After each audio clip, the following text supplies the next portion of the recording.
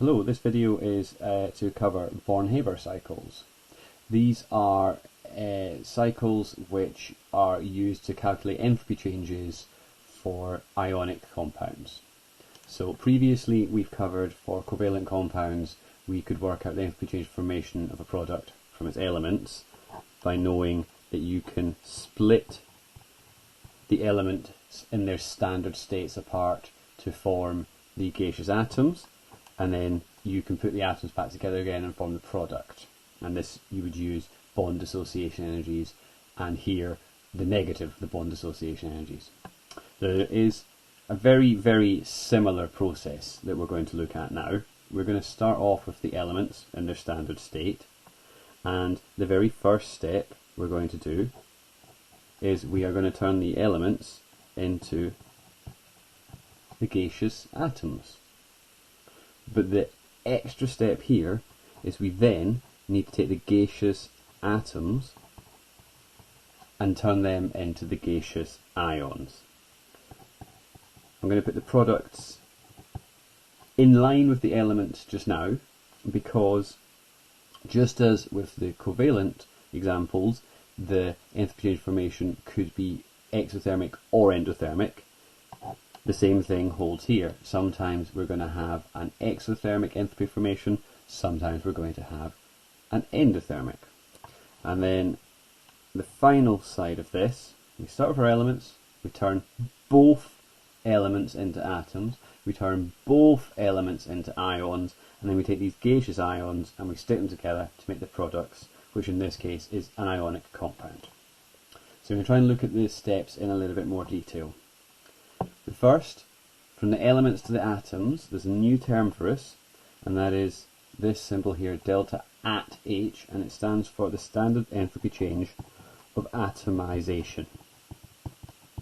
So if you've looked at the examples for bond dissociation enthalpies, the values are going to be very similar if you start off with, say, a diatomic molecule. The energy to take half a mole of H2 molecules and split that half a mole of H bonds will be exactly the same, because this is the energy change when you have the formation of 1 mole gaseous atoms from the elements in their standard states. And I'm not going to write it all out to save us some time in the video, but the little sign there tells us at standard temperature and pressure, standard conditions. So here, the first step is the atomization, and you've got two different versions of that each time because you're going to have your two elements.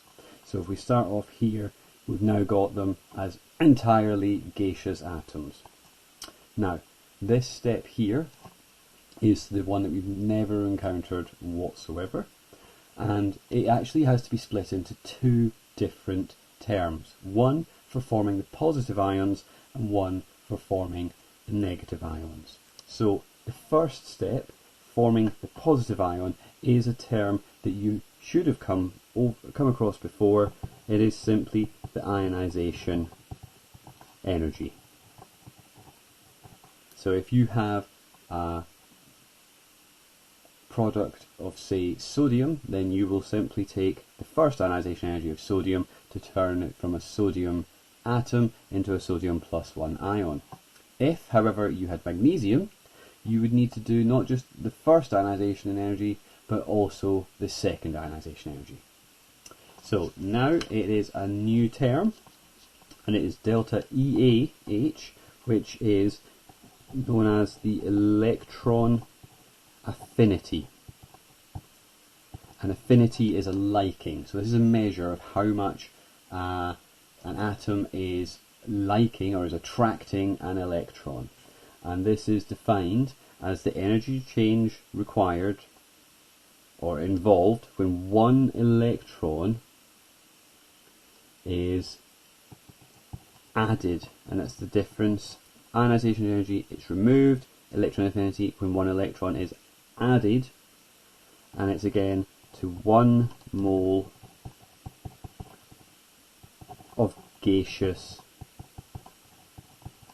atoms. And this is why it's crucial that we do the atomization energy steps first, because the starting point for ionization energy and electron affinity is the gaseous atoms. So it's the enthalpy change when 1 electron is added to 1 mole of gaseous atoms, and it's added to each atom within that.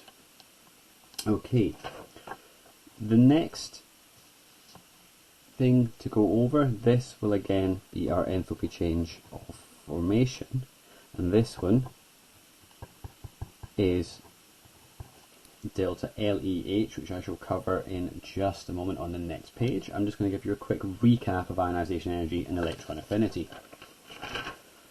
So, ionization energy is the formation of cations. It's the loss of electrons. Electron affinity is the formation of anions, and that is the gain of electrons. So if you're making a negative ion, electron affinity. If you're making a positive ion, ionization energy. Ionization energy is always endothermic. You will always require energy to do this. The atomization energies are always endothermic. You will always require energy to do this. Electron affinity is the tricky one. It can be endothermic, but it can also be exothermic. You will not be expected to learn these values. You'll be given a table of values and you just need to pay attention to the sign. Okay, the final step in the cycle is the LE, which is known as the lattice enthalpy. And quite often this will be the one that the question is going to ask you to calculate. So the lattice enthalpy is the energy change that accompanies the formation of, as ever, define the amount, 1 mole of an ionic compound. So it's an ionic lattice, so it's the enthalpy of that lattice, of putting it together. So it's a formation of 1 mole of an ionic compound, key here, from its gaseous ions.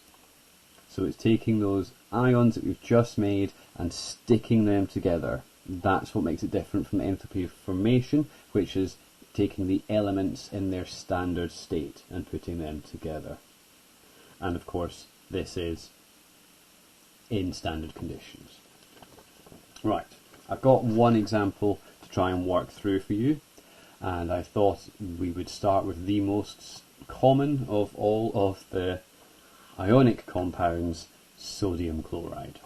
So here we have the elements in their standard states, and here we have 1 mole of the ionic compound. So the first step I can put in this cycle is the enthalpy change of formation, and we know that that is an exothermic step, so I can put it in, and so there is delta FH, that's the enthalpy of formation. So now let's go around all the other steps. That is exothermics, it's going down. The next step I'm going to show you is an atomization, and it doesn't matter which one we pick, they are both endothermic. So I'm going to start with the sodium because it is on the left, it seems easiest, and if we atomize it, we turn it from being the solid to being the gas. I've done nothing at this stage to the chlorine, so we'll leave it exactly as it was, and then let's define what this is. This is the enthalpy change of atomization of sodium. Going to do the chlorine now. We're going to go up. We've done nothing to the sodium, so it stays as it is, but instead of being half a mole of Cl2, we want to turn it into 1 mole of Cl atoms. So here, enthalpy change of atomization of chlorine. Now, that's the first step. Now we need to turn them into the ions. I'm going to do the sodium at first again. Here, we are going to take the sodium atom and make it a 1+ ion. Because sodium's in group 1, we're stopping at 1+. As I said earlier, if this was, say, magnesium, we would have to do another step for the second ionization. The chlorine, we've done nothing to, but you must remember to make everything balance. We've got a 1+ ion, so we do need 1 mole of electrons. And so this is the enthalpy change of ionization for sodium, and it's number 1. Now, I mentioned earlier electron affinities can be either exothermic or endothermic. For chlorine it is exothermic, and that's why I've drawn the next stage to be lower in energy, because if we take this electron, chlorine will have an attraction to it which is going to lead to a more stable situation, and there we go. That is what we've done. We've taken the electron and we've added it to the chlorine atom, turning it into a chloride ion, and so this is electron affinity of chlorine. Now the very final step we have, huge relative to all of the others, and it will be each time, is the lattice enthalpy. And this is forming 1 mole of sodium chloride from its gaseous ions, always going to be an exothermic step. So that is the cycle. If we now look at it, you can see the starting point are the elements, and the ultimate end point is the compound. The enthalpy formation step is equal to all of the other ones added together. So I'm going to put some numerical information down for you and try and show you that that's going to be the case. For the first one, the atomization of sodium is plus 108 kilojoules per mole. Atomization of chlorine is plus 121. First ionization of sodium is plus 496. First electron affinity for chlorine is negative 346. And the lattice enthalpy is negative 790. So if we want to work out the enthalpy change of formation, it's equal to all of these steps added together. So our sum here, it's plus 108 for the atomization, plus 121 for the next atomization, plus 496 for the first ionization, plus negative 346 for the electron affinity, and plus negative 790. So if you put all of those together, that comes out at negative 411 kilojoules per mole. That is the easiest of all of the changes to calculate. If you had to work out the lattice enthalpy, you would need, of course, to do some rearranging, because you would have had a term on the left, most of the terms on the right, but an unknown here, so you would have to put them all together to solve that. Thank you very much for watching.